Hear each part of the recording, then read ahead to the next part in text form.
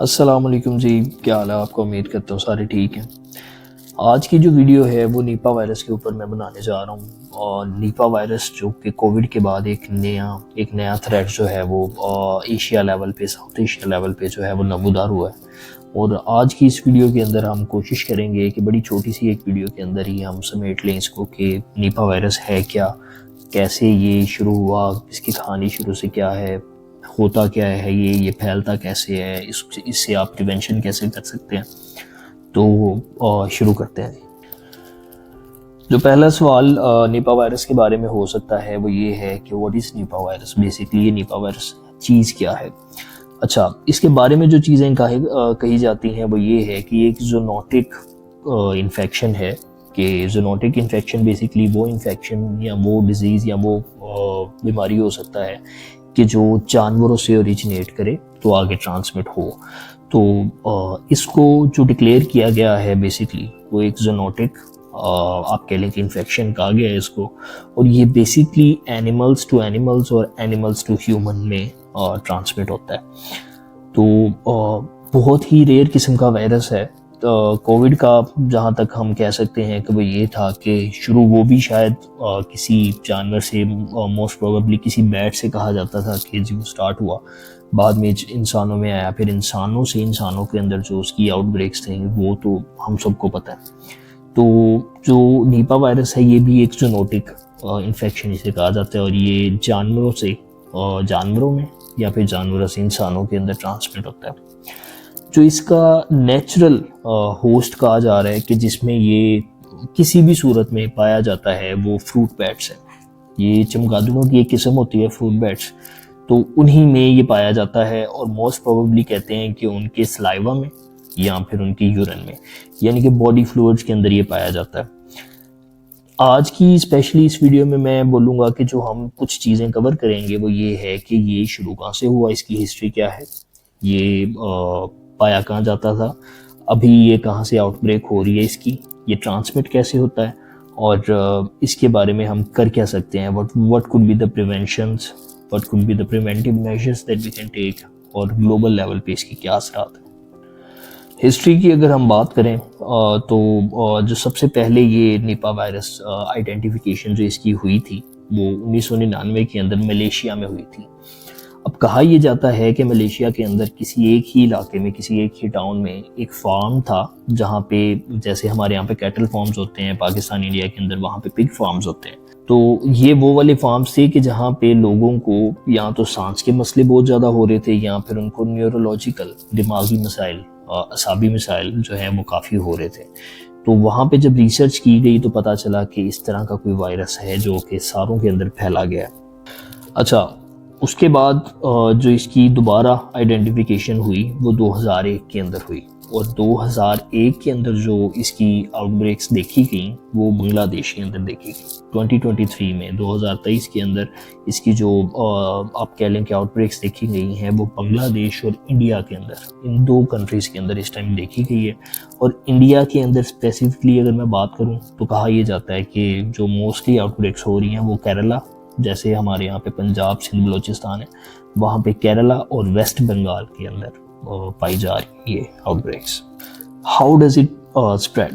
तो ये अगर बात करें कि ये फैलता कैसे है, तो इसकी फैलने की जो आप कह लें कि कुछ केसेस हैं या कुछ तरीके हैं, the ways that it spreads, उसकी तीन चीज़ें हैं। सबसे पहले तो हमें ये पता लग गया कि जो इसका नेचुरल होस्ट है वो फ्रूट बैट है जो कि चमगादड़ की एक किस्म है। अब यहाँ से ये किस तरह फैल सकता है या अभी तक किस तरह फैला है, तो सबसे पहला जो केस बताया जाता है वो ये है कि फूड कंटेमिनेशन के थ्रू। दूसरा जो केस है वो ये है कि अगर इंसान, ह्यूमंस डायरेक्ट कांटेक्ट एक बिल्ड करें इस जानवर के साथ, इस फ्रूट बैट के साथ, तो वो भी उस तरीके से भी जो है ये वायरस जो है ट्रांसमिट हो सकता है आपकी बॉडी के अंदर। अब यहाँ पे अगर हम बात करें कि ये ह्यूमन टू ह्यूमन कैसे ट्रांसमिट हो सकता है, तो वो एक सेपरेट केस है। इस केस के अंदर आप कह लें कि ह्यूमन टू ह्यूमन ट्रांसमिशन के अंदर आपका बहुत ही क्लोज हो के किसी के साथ कांटेक्ट बिल्ड करना या फिर एक्सचेंज ऑफ फ्लूइड्स, इसके थ्रू भी आप बेसिकली, जो अभी तक मुझे समझ आ रहा है वो ये है कि mostly this virus transmits by some kind of exchange of fluids of two bodies like host और उसके बाद जिस बॉडी के अंदर वो जा रहा है। So this is how it transmits. अच्छा, वैसे तो ये जो बीमारी है कहा जाता है कि ये ह्यूमंस टू ह्यूमंस बहुत आसानी से ट्रांसमिट नहीं हो सकती, क्योंकि ये बड़े रेयर केसेस हैं कि जिसमें आप डायरेक्ट कांटेक्ट बहुत ही क्लोज तरीके से या फिर एक्सचेंज ऑफ फ्लूइड्स के तरीके से ये बीमारी फैल सकती है। तो सबसे पहले तो अगर लेट्स से ये हो भी जाए तो इसके बारे में हमें सिम्टम्स जो है वो पता होने चाहिए। इन सिम्टम्स के अंदर जो है वो आप कह लें कि दो किस्म के सिम्टम्स आते हैं। जो इनिशियल सिम्टम्स हैं उसके अंदर फीवर है, हेडेक्स हैं, मसल पेन है, फटीग है, और उसके साथ आप कह लें कि कुछ फ्लू के कुछ साइंस होते हैं। बहुत ज़्यादा फ्लू नहीं होता लेकिन फ्लू के कुछ साइंस होते हैं, रनी नोज हो सकता है, गला ख़राब, गले की सोजिश, इस तरह के कुछ साइंस हैं।